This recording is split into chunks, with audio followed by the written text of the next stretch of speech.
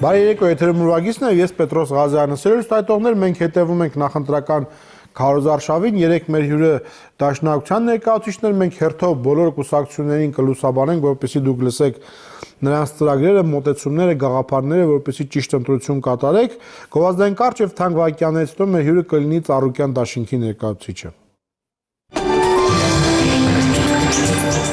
Եվ այսպես, սիրելի հեռուստատիտողներ, այսօր մենք զրուցելու ենք Ծառուկյան դաշինքի անդամ Տիգրան Ուրիխանյանի հետ, բարեկո պարոն Ուրիխանյան, շնորհակալություն հրավերությունելու համար։ Նախքան բուն նախընտրական թեմային անցնելը, չնայած էլա նախընտրական, երեք Գելափի, գիտես, հայաստանյան Գելափի տվյալները հրապարակվեցին եւ ելի երկու բանավեճ սկսվեց։ A, որ այդ Գելափը իսկական Գելափը չի, չինական Գելափը, եւ B, թվերը մանիպուլյացիոն են, հա, բայց Ծառուկյան դաշինքը առաջատարն էր, երկրորդ տեղում հանրապետականն էր եւ այսպես շարունակ։ Գելափի պատենտավորման մասին եւ դրա գործունեության մասին տեղեկությունները բոլորին հասու են, այնպես որ այդ հարցին չեմ ուզում անդրադառնալ, բայց որ նույնիսկ նրանք են ընդունում, որ Ծառուկյան դաշինքն այո առաջատար է եւ համար 1 նույնիսկ նրանք են ընդունում։ Քաղաքական հիմա կասեմ, համար 1 քաղաքական միավորն է, դա իրականությանն անշուշտ համապատասխանում է։ Իրականության հետ համահունչ չեն իրենց թվերը եւ նրանք մոտավորապես մի 30-35%-ի պատանում են տվել, որովհետեւ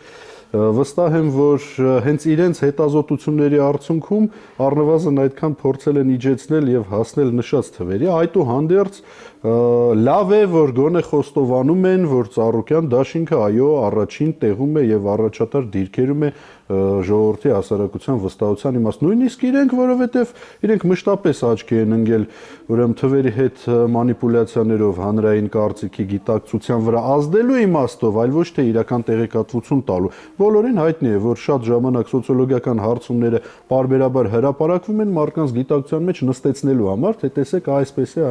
ահա այս թվերն այս ցուցանիշներն են։ Դե լոգիկա օրինակ իրանք հիմա կասեն ինչա, մենք մարդկանց գիտակցության մեջ նստեցնում ենք, որ դուք եք հաղթում։ Հələ մի բան էլ բողոքում եք մեզ։ Ոչ, իրենք ստիպված են համակերպվել այդ ցուցանիշների հետ, բայց նվազեցնելով այդ ցուցանիշները։ Այո, առաջատար ենք, բայց առաջատար ենք 50-ից ավելի տոկոսով, 60%-ով, 70%-ի հասնող ցուցանիշներով, եթե ոչ ավել, այլ ոչ թե ուրեմն 26-եր ինչքան էր, ես չեմ էլ հիշում, առանձնապես ուշադրություն չեմ էլ դարձրել այդ թվում մյուս ուժերի ու կուսակցությունների մասով։ Այնպես որ այո, առաջատար ենք, այդ մասով համաձայն եմ, բայց թվերի հետ համաձայն չեմ, մեղմ ասած նվազեցված թվեր են։ Ծառուկյան դաշինքը իր նախընտրական պայքարը սկսեց սահմանամերձ գյուղերից, հա, շրջաններից, ինչու։ Այ բոլորը սկսեցին Երևանից, դուք սահմանամերձ գոտուց։ Այն պարզ հասկանալի տրամաբանությամբ, որ այդ տարածքում ապրող մարդիկ ունեն ամենաառաջնային ուշադրության կարիքն ու անհրաժեշտությունը, որովհետև նրանք ինչպես ինձ կանանցից մեկը ասեց այդ հանդիպումների ժամանակ եւ դա պարզ ճշմարտություն է, ոչ թե սահմանամերձ գյուղի բնակիչ են, այլ սահմանապահ գյուղերի բնակիչներ են։ Իրենք իրենց այդ տարածքում միայն ապրելով արդեն ռազմավարական նշանակության խնդիր են լուծում մեր երկրի համար եւ իհարկե նրանք արժանի են ամենաառաջնային ուշադրության, ոչ միայն քարոզարշավի, այլ ընդհանրապես դուք գիտեք, որ նույնիսկ անձնական բարեգործական գործունեության իր հիմնադրամի գործունեության ընթացքում Գագիկ Ծառուկյանը առաջնային ուշադրություն է դարձրել այդ համայնքների, այդ գյուղերի բնակիչներին եւ ոչ միայն սահմանամերձ եւ սահմանապահ լինելու առումով ծայրաստիճան անտանելի կյանք է այնտեղ տիրում, ծայրաստիճան աննկարագրելի վիճակ։ Դրանք ձեր անձնական տպավորություններն են։ Գիտեք, հիմա ես ձեզ հետ կիսվեմ եւ հեռուստադիտողի հետ կիսվեմ տեսածովս, եկեք միասին դատենք։ Ուրեմն 3 առաջ օրը մոտեցավ մարդ հանդիպումներից մեկի ժամանակ սահմանամերձ գյուղերից մեկում։ Ուրեմն մարդը չունի երկու աչք, չունի։ Ձեռքի կեսը տարիքն առած, պատերազմի մասնակից, զինագործ, հաշմանդամ, գիտեք ինչ է ասում։ Նա ինձ չասաց, որ խնդիր ունի առողջարանային բուժման, նա չասաց, որ խնդիր ունի վերականգնողական թերապիաների, նա չասաց, որ գիտեք այն բոլոր տրամաբանական պահանջները, որոնք նման վիճակի մարդը կարող է ուզել, գիտեք ինչ ասաց։ Ասաց խողովակաշարը անցնում է տանս դիմացով։ 2 մետրի փող չունեմ, որպեսի գազ ունենամ։ Գազի խողովակաշար, 2 աչք չունեցող պատերազմի մասնակիցը 2017 թվականին գազի խնդիր է դնում։ Հասկանում եք ինչ վիճակում են մարդիկ ապրում, չեմ ասում ճանապարհների բացակայության մասին, չեմ ասում են համատարած ընչազրկության մասին, կանգնում են քարոզարշավի, ասում են մի քիչ էս կողմ կանգնեք, էլի կրակում են այնտեղից, այս պայմաններում մարդիկ ապրում են։ Այս պայմաններում մարդիկ գոյատևում են, չեն ապրում։ Ես ուզում եմ հասկանալ, դրա մասին չգիտեն։ 2 աչք չունեցող առանց գազ մարդու մասին տեղեկություն չունեն։ Այսօր ինձ մոտեցել են մեկ այլ մարզում, այսօր առավոտյան էլի եղել ենք, մոտեցավ մի անձնավորություն, ասաց, գիտեք, ուրեմն ընտանիք կա, ծանր շատ դժվար պայմաններում, երեխան հենց այս պահին առաջնագծում ծառայում է, 3 եկել են 20000 դրամ պարտքի դիմաց գազի խողովակը, էլի գազի խնդիր, ինչ որ հետաքրքիր համընկմամբ է սրվում այս հարցը։ Ուրեմն կտրել են, ոչ թե անջատել են, կտրել են, գազազրկել են։ Ծախս են արել, ինչպես ինձ ուրեմն հուշեց այսօր ընկերներից մեկը,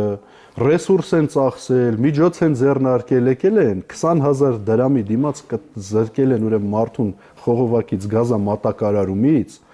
հաշվի չառնելով, որ չափազանց անապահով վիճակում են երեխան հենց հիմա առաջնագծում պահում է այն այրենիքը,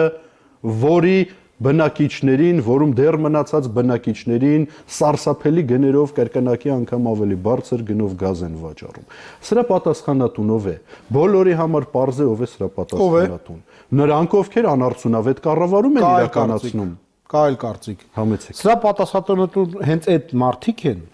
որովհետև իրանք ընտրությունների ժամանակ վերցնում են իրենց 10000-ը եւ գնում ընտրում են նրանց, ովքեր իրենց անում են այդպես։ Հետևաբար պատասխանատուն ոչ թե նրանք են, այլ նրանք են։ Նախ բազմաթիվ ցուցանիշներով եւ սահմանադրական հանրաքվեի եւ նախագահական ընտրությունների եւ խորհրդարանական, առավել եւս վերջերս Գյումրի Վանաձորի օրինակը ցույց է տալիս, որ այդպիսի մարդկանց թիվը գնալով փոքրանում է։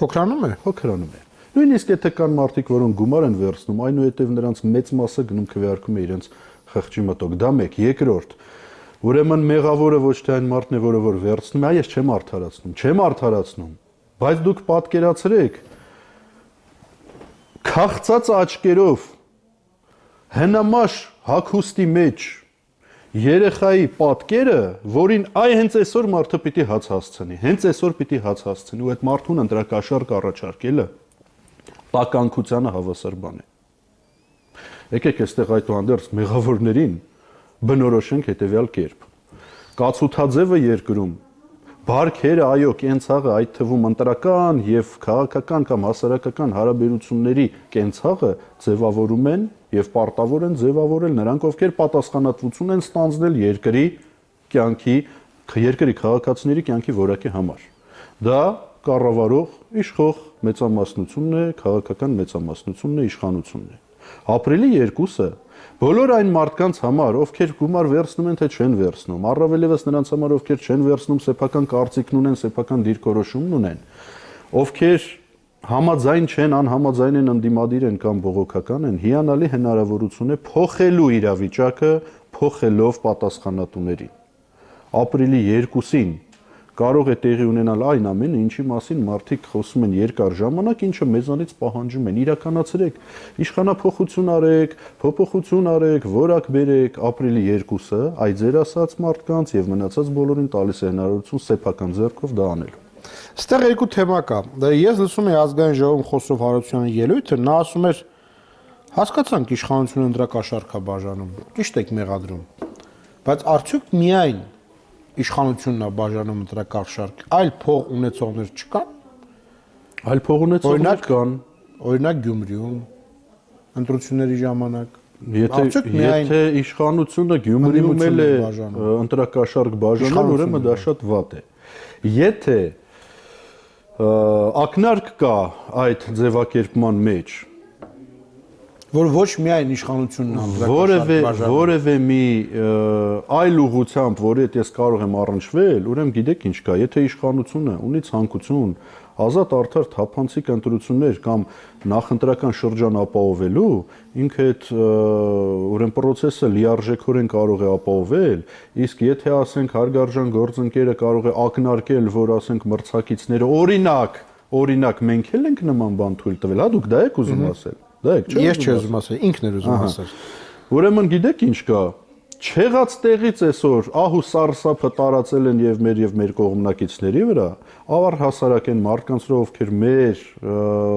համախոհն են համակիրն են, ուր մնաց դեռ մի ընտրակաշարքի, ուրեմն դեպքել բռնեին տերորիստական գործողության հատկանիշներով մեղադրանք կներկայացնեին։ Եկեք գիտեք ինչ կա, ուրեմն ասում են ռուսական ասացված կա, у кого что болит, тот о том и говорит։ Այսքանը։ Ճնշումներ կան, այս երկու օրը ի՞նչ է ցույց տալիս, ինչպիսին է ընտրական գործընթացը։ Կա ազդեցություն նախև առաջ, ազդեցության փորձեր տոտալ։ Դա ինչ է։ Ով մի փոքր լծակ ունի,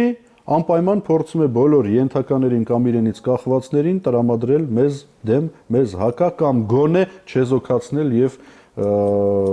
պարտադրել, որպեսզի չընտրեն կամ ընտրեն նրանց։ Դա նշանակում է, որ եթե մի հիմնարկում կա պետ, այդ պետը բարոյական պարտավորություն է համարում իրեն համար, իր ենթականերին հաշվառել եւ ստիպել, որպեսզի ընտրություններին գնան մասնակցեն։ Ինչ անշակում հաշվառել։ Այսինքն մարդկանց ցուցակագրում են, հետո էլ դեռ մի բան էլ խափում, ասում են ստուգելու ենք, ոնց է քվեարկելու։ Իհարկե դա ավելի շատ գործում է փոքր համայնքներում, ասենք մի քիչ ավելի հեռու կոմունիկացիաներից ու տեղեկատվությունից ավելի հեռու հատվածներում, բայց նաև կա մայրաքաղաքում։ Ուրեմն նորից կրկնում եմ, բոլոր վարչական լծակները տոտալ գործածվում են, որպեսզի մարդիկ քվեարկեն հանրապետական կուսակցության օգտին։ Համայնքապետերը, ովքեր որ հարում են իշխանությանը, նույն գործընթացն են իրականացնում։ Մասնավոր ձեռնարկատերեր գիտեմ, որոնք որ իրենց կարծես թե ոչ պետական ավելի ազատ, ավելի անկաշկանդ պիտի որ լինեին մարդիկ, աշխատողներին նույն բանն են ստիպում անել, բայց նորից եմ ուզում ասել, ես հույս ունեմ եւ ավելի դեռ վստահ եմ, որ շատ-շատերը այդ նույն պարտադրվողներից պարտադրվելու են, բայց գնալու են քվեարկելու են իրենց ուզածի պես։ Ստիպվողներից, կաշառվողներից, խնդրանքի ազդեցության տակ ընկնողներից, վախի ազդեցության տակ ընկնողներից նեղվելու են, բայց գնալու են, խոստանալու են, բայց գնալու են քվեարկեն Ծառուկյան դաշինքի օգտին։ Վերջապես նորից եմ կրկնում, վերջին ընտրությունները ցույց տվեցին դա։ Նույն Վանաձորյան դեպքը ցույց տվեց դա։ Մինչ օրս հանրապետական համայնքապետը չի կարողանում նիստեր գումարել, բյուջեին տիրապետել, որ բայց դա չի խանգարում կառավարել։ Ուրեմն մի քիչ էլ ու վերջ։ Ես այսօր կարդացի, որ Արգամ Աբրահամյանի շտաբի ղեկավարներից Գարսևան Վարդանյանին կանչել են ոստիկանություն, կալանավորել են եւ այլն։ Սա ճնշում է, թե սա դե հիմա ինչ կապ ունի ում ինչն է։ Մարդիկ օրենքի տառին եւ ոգուն համապատասխան են գործում։ Բոլոր դեպքերում նման երևույթները ձևակերպվում են, այո, հիմա ուրեմն կարող է որոշակի իրավապահ, ասենք, համակարգի ներկայացուցիչներ հերթական անգամ սրտնեղեն իմ ասածից, բայց դա իրականություն է։ Բոլոր նման դեպքերը ձևակերպվում են, այո, օրինական ինչ որ հիմքերով, օրինական շրջանակների մեջ են տեղավորվում, բայց ասենք ում համար ակնհայտ չի, որ ահագնացող նման process-ները, ահագնացող ուրեմն տեմպերով նախընտրական շրջանում ու հենց անցանկալի իրենց համար անցանկալի կողմնակիցների դեպքում իրենց ազդեցությունը թողնում են։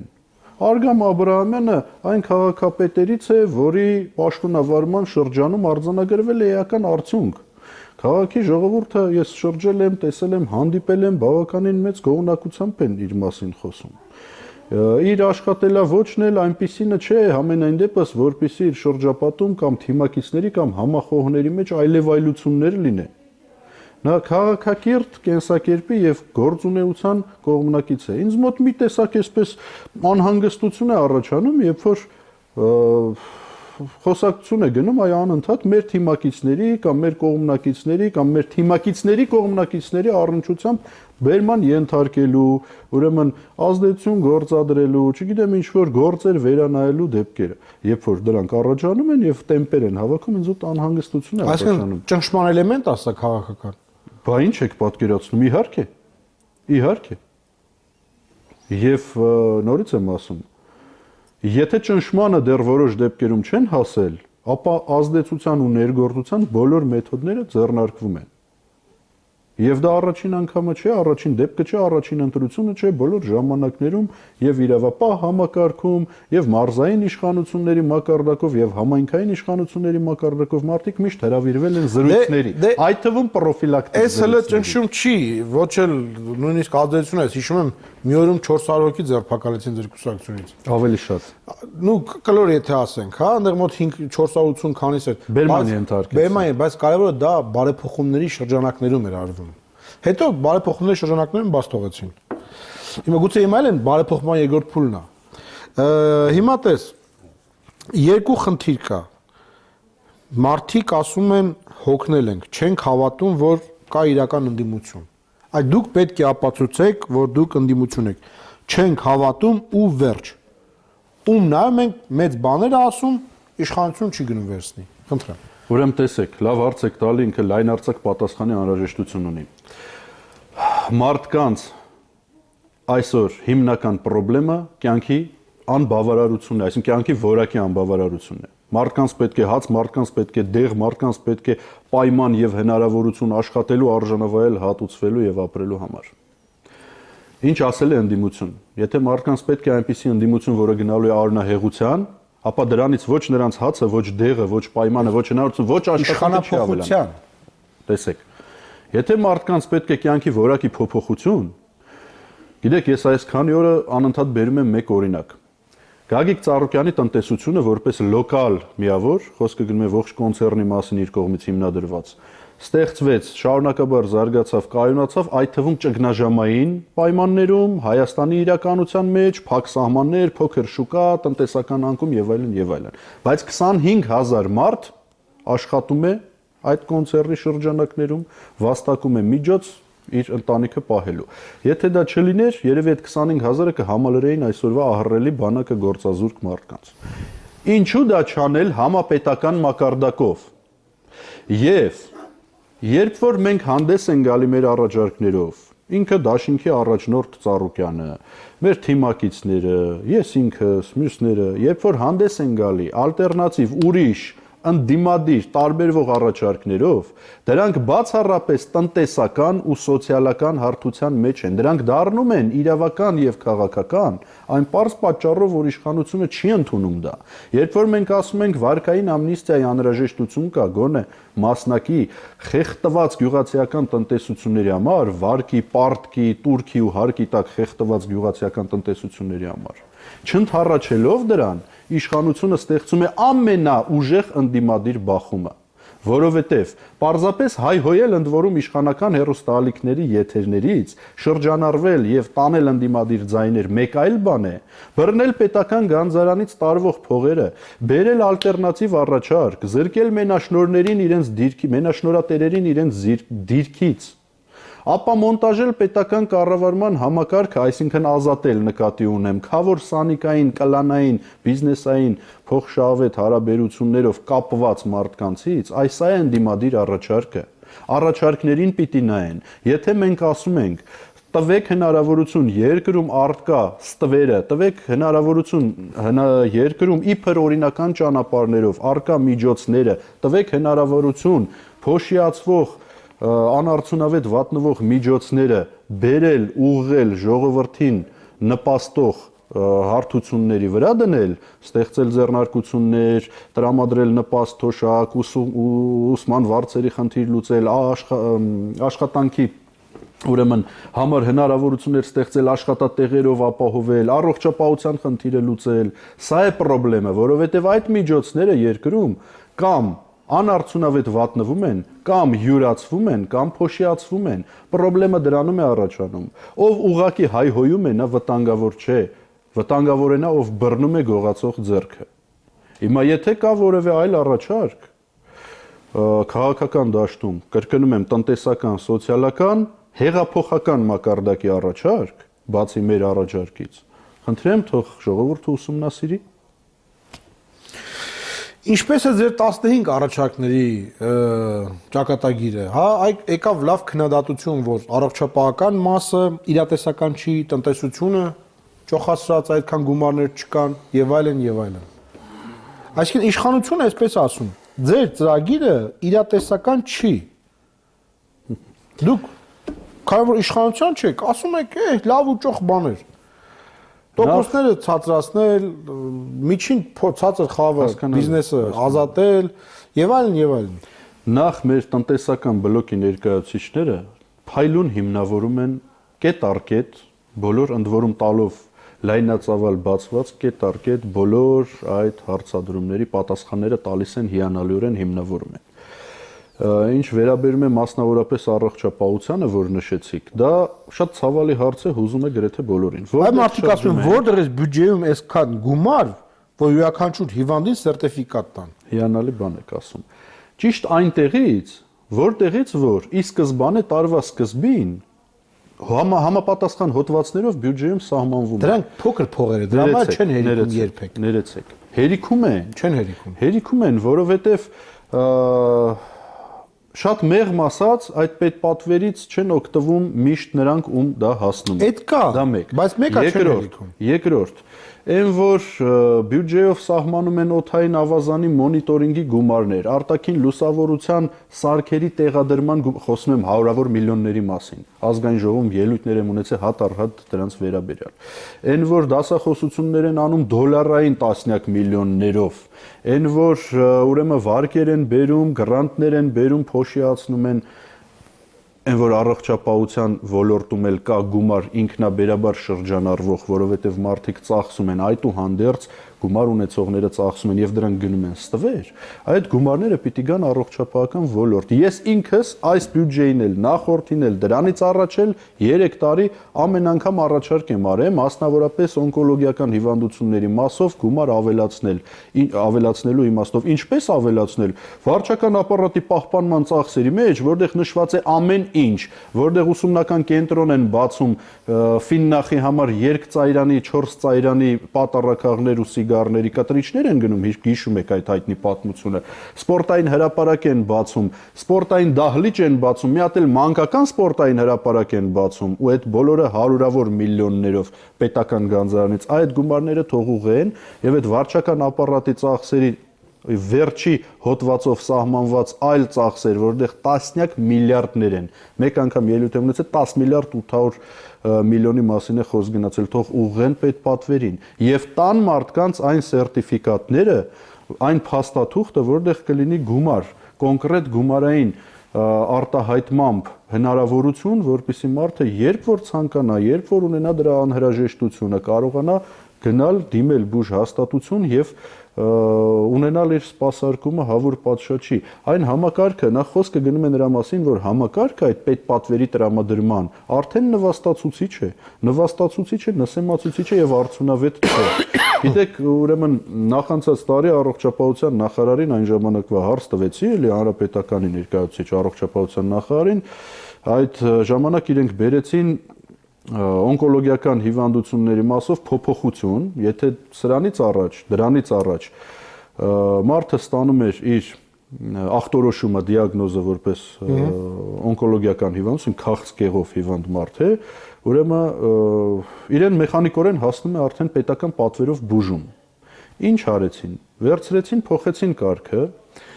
հետևյալ ձևով, ուրեմն այսուհետ այդ ախտորոշումն ունեցողը պիտի գնա դիմի համապատասխան ուրեմն սոցիալական ծառայություններին, ձևակերպի հաշմանդամության կարգ, հետո որպես հաշմանդամ համավճարով, իբր համավճարով դա էլ է հարց, կամ անվճար բուժվի։ Հարց տվեցի, ասեցի լավ, այս կարգը մտցնում եք, ինչի համար։ Դուք պատկերացնում եք, մարդիկ հնարավորություն չունեն բժշկի դիմելու, վերջին 3-րդ, 4-րդ ստադիաներում են դիմում արդեն։ Մի տեղը մարդու ցավումը չի գնում բժշկի, որովհետև միջոց չունի, գումար չունի վճարելու կամ ծախսելու։ Սա որ մտցնում եք, ասեցի, ուրեմն մարդը կարող է մի քանի ամիս տևի վերջին ստադիայում, որպեսզի իր կարգը դասավորի, ձևակերպի, այն էլ եթե տրամադրեն, հետո նոր դիմի, բա որ մեռնի այդ մարդը, ասեց կարող է բուժվի։ ամբողջ համացանցը հեղեղված էր այդ հարց պատասխանով։ Խոսքը մոտեցման մասին է։ Հիմա այդ նույն պետպատվերը, միջև այդ մարդկանց այդ պետպատվերը հասնում է, մարդկանց կյանքին վտանգ է արդեն սպառնում։ Իսկ միջոցների մասին կրկնում եմ, միջոցներ կան։ Վերջին հաշվով Ծառուկյան դաշինքի եւ 15 կետանոց առանցքային այդ ուրեմն առաջարկը եւ 15 կետերով չսահմանափակվենք, շատ մանրամասն յուրաքանչյուրի հետ կապված կա բացատրություն ու առաջարկ եւ ամբողջ ծրագիրը ցույց է տալիս ինչպես բերել գումարներ պետական բյուջե առհասարակ, որպիսի եւ այդ հարցը լուծվի, եւ կարիքավոր ուսանողների հարցը լուծվի, եւ ուրեմն անաշխատունակների պահպանման հարցը լուծվի։ Եթե առաջարկ է բերվել 55-ից 80,000 դարձնել ուրեմն նվազագույն աշխատավարձը, ավելացնել նպաստները, կենսաթոշակները եւ այլն, դրա տակ դրված են այն կետերը, որոնք որ ցույց են տալիս ինչպես ապահովել այդ գումարները։ Բարի, դուք նաև թիվ 2 ընտրատարածքում մեծամասնականով ռեյտինգայինով եք։ Ինչ իրավիճակ է տարածքում։ Համեմատաբար այդ ընտրատարածքում դրանք Երևանի մեջ գտնվող Արաբկիր Աջափնյակ Դավթաշեն համայնքներն են, համեմատաբար այդ ընտրատարածքում չեզոք, ընդդիմադիր, սեփական կարծիք ձևավորող, չենթարկվող եւ ինքնուրույն քվեարկող մարդկանց թիվը բավականին մեծ է։ Եվ ես կարծում եմ, որ մենք կունենանք բավականին լավ, լուրջ ու դրական արդյունք։ Բայց տեղի է ունենում հետեւյալը. ցուցակներ են բացել, այդ ցուցակներում հաշվառում են, ինչպես ասացի քիչ առաջ, բոլոր այն մարդկանց, ովքեր համաձայնվում են կամ ում առաջարկում են ընտրակաշառքներ, եւ եթե որևէ մեկը կհակադարձի, որ այդպիսի բան չկա, ով է բացել, ով։ Հիմա կասեմ, եթե որևէ մեկը հակադարձի, որ այդպիսի բան չկա, կարող եմ նման ցուցակների պատճեններ ցույց տալ։ Հիմա ամեն ինչ կասեմ։ Եվ խոստումներ են տալիս մարդկանց, ուրեմն